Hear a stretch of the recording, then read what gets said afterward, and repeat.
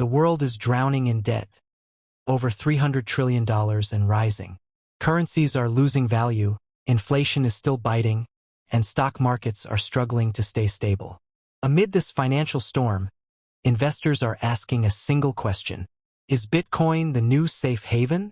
Today, we'll break down the global financial crisis in 2025 and see whether Bitcoin really is a better alternative to fiat currency and traditional stock markets. Global growth is slowing. The IMF projects barely 3% growth in 2025, while debt levels sit above 235% of global GDP. Governments are borrowing just to pay interest. Japan's debt? Over 230% of its GDP. The US and Europe are facing record deficits. Even emerging economies are struggling to refinance loans. Meanwhile, central banks are trapped. If they cut interest rates, inflation spikes. If they raise rates, debt becomes unpayable.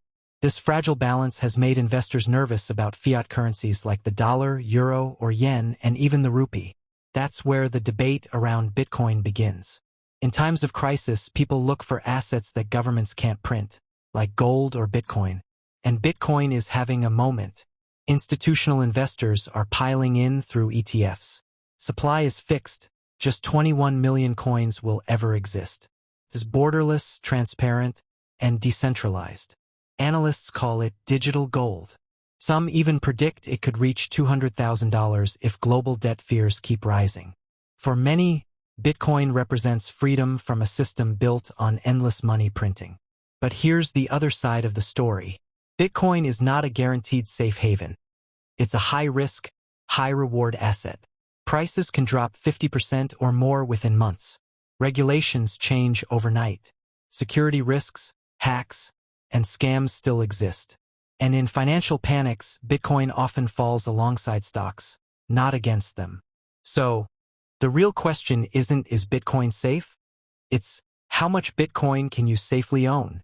We ran a global Monte Carlo simulation to test this. Here's what we found. A 100% Bitcoin portfolio had huge upside, but most simulations ended in losses. A balanced portfolio, 60% stocks, 35% cash, 5% Bitcoin, delivered stable growth and limited downside. The sweet spot? Allocating 5 to 10% of your portfolio to Bitcoin can boost long-term returns without destroying your safety net. That's the power of diversification. Bitcoin is not a replacement for fiat or the stock market. It's a hedge, a digital experiment in a world losing trust in traditional money. Use it wisely, hold it safely, and remember, even the strongest hedge fails without a solid foundation of knowledge and discipline. If you found this analysis useful, hit like, share it with your friends, and subscribe for more. Do you think Bitcoin is the future of money, or just another bubble? This is India and Global Markets, bringing you the world economy through global lens.